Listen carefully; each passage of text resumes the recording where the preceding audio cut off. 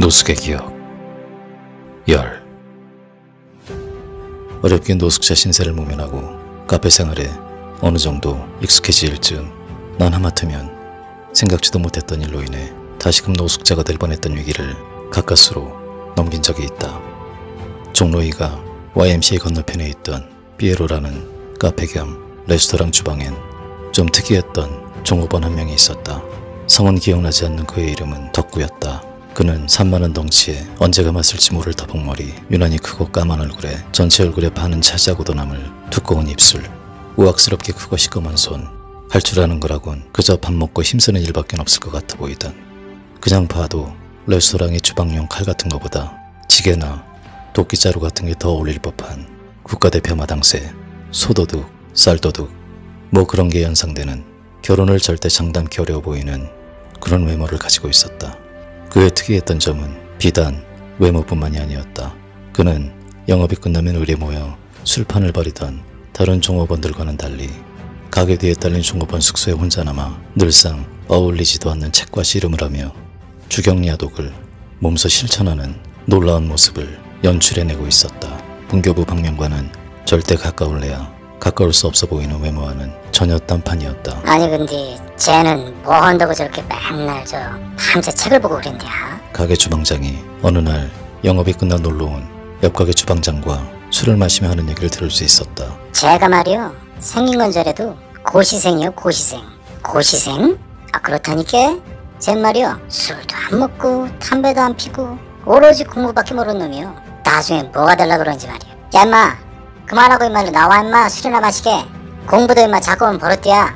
그러다 임마 진짜 판검사 되겠다. 난 속으로 깜짝 놀랐었다. 사람을 겉모습만으로 판단해서는 안 된다는 말은 그럴 때 쓰는 말 같았지만 그러면 그렇지. 고시면 뭐 사법고시 뭐 그런 거 말이요? 판검사 되는? 사법고시? 사법고시는 아닐 것 같은데. 아야, 제가 공부하는 게 무슨 고시라 그랬냐? 중학교 검정고시요. 그래, 중학교 검정고시. 벌써 8번째지 아마? 한 4년 됐어. 검정고시? 에이, 그런 걸 고시생이라고 하지 않지. 그냥 학력 미달자라 그러지. 그리고 제가 나이가 몇 살인데 벌써 8수요? 글쎄 시험을 뭐 1년에 2번씩 본대지 아마. 그러니까 1년에 2번씩 4년 동안 8번을 보는 족족이 그냥 싸그리 떨어진 거 아니야? 그래도 대학교까지 가는 게 목표래요. 대학교? 야, 그거 어디 살아생전에 가겄냐 어디? 중학교를 팔수하는 판에. 검정고시란 중학교나 고등학교를 제대로 마치지 못한 사람들을 위해 문교부로부터 각급 학교에 졸업 자격이 주어지던 시험제도였는데, 덕구는 시골에서 어려운 가정 형편으로 중학교 2학년을 채 마치지도 못하고 생업을 위해 서울로 올라오게 됐었고, 어느 정도 생계가 해결되자 염원하던 중학교 졸업 자격을 얻기 위해 무려 4년에 걸쳐 검정고시 공부를 하고 있었던 거였다.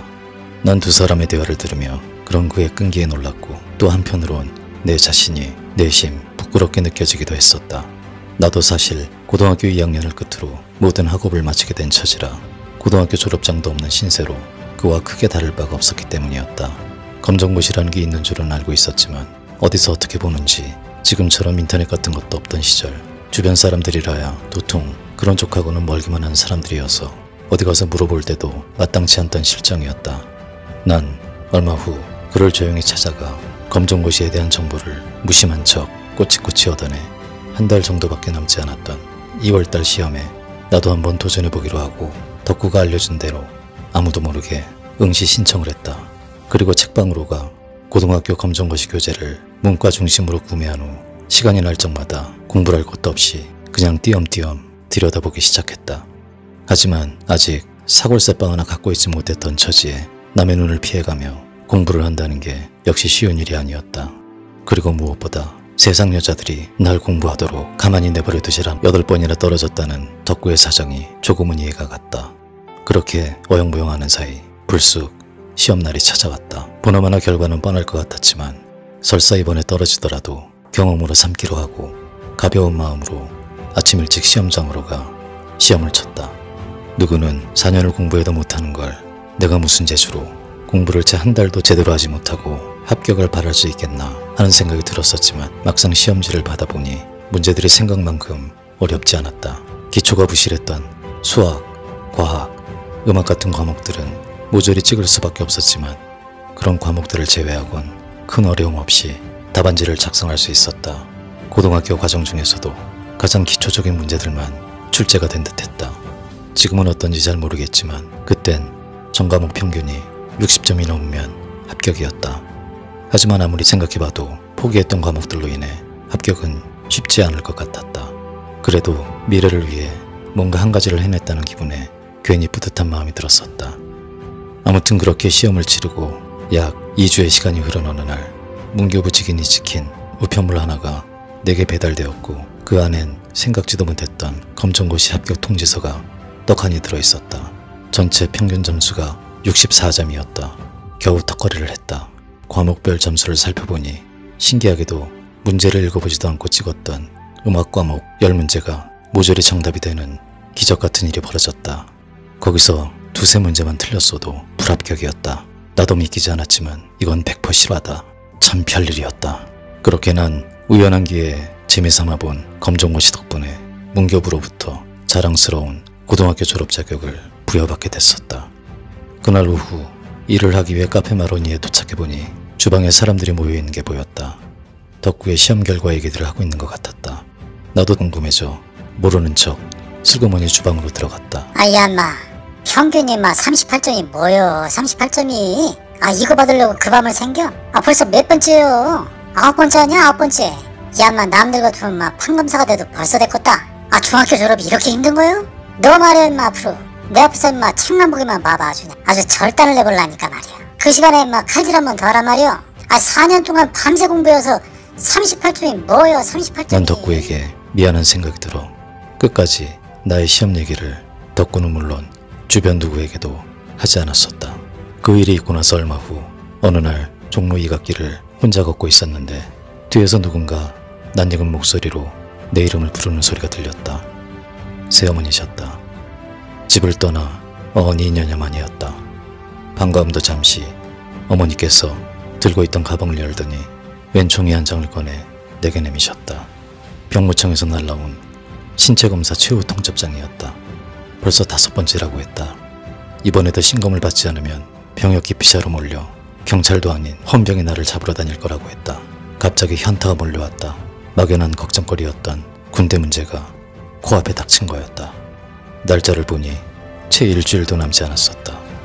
나는 꼭 가겠노라고 어머니께 다짐을 하고는 어머니와 헤어져 뒤숭숭한 마음에 마로니에 공원 화가형들을 찾았다. 응? 군대를 간다고? 야 근데 너 고등학교 졸업 안 했다며. 그럼 방위 갈 텐데. 방위 가면은 출퇴근할 집이 있어야 되는데 집도 없이 어디서 출퇴근을 하냐? 그럼 뭐야 또 노숙을 해야 되겠구나. 난 노숙이란 말에 갑자기 겁이 덜컥 났었다. 야 그러지 말고 이참에 집에 들어가 임마. 어쩔 수 없어.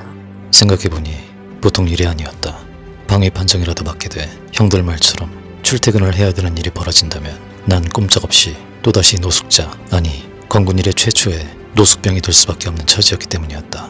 그렇다고 집으로 돌아갈 생각은 추호도 없었다. 누가 군대를 집으로 가나. 출퇴근이요? 그래 임마 방위는 출퇴근해야 돼.